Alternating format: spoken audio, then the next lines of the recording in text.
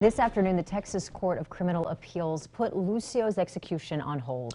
Lucio was convicted for killing her 2-year-old daughter, Mariah, 15 years ago. And now, for the first time, lower courts will be able to look at new evidence Lucio's lawyers say could prove her innocence. KXAN Capitol correspondent Monica Madden joining us live now in the newsroom. Monica, what did the court find today?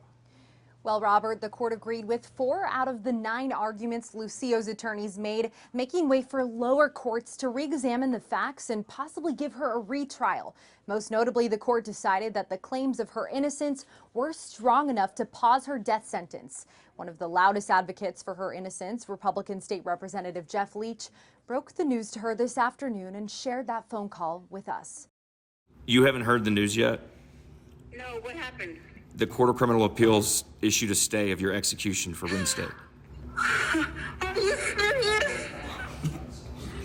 Are you serious? In an emotional call Monday afternoon, Oh my God! Republican State Representative Jeff Leach tells Melissa Lucio the news they've been praying for. It means you're going to wake up on Thursday morning. Oh my goodness!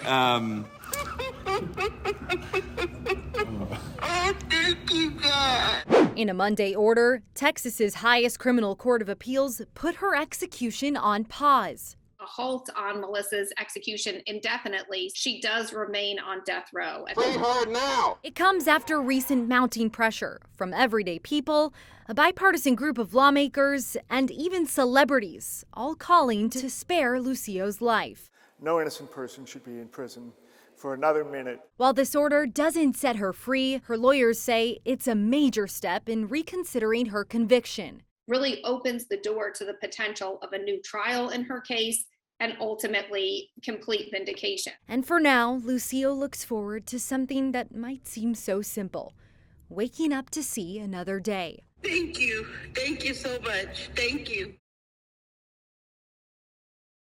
Moving forward, Lucio will go back to trial court in Brownsville, Texas, and this will be the first time a court will consider whether she should have been convicted in the first place, something her attorneys say is extremely rare.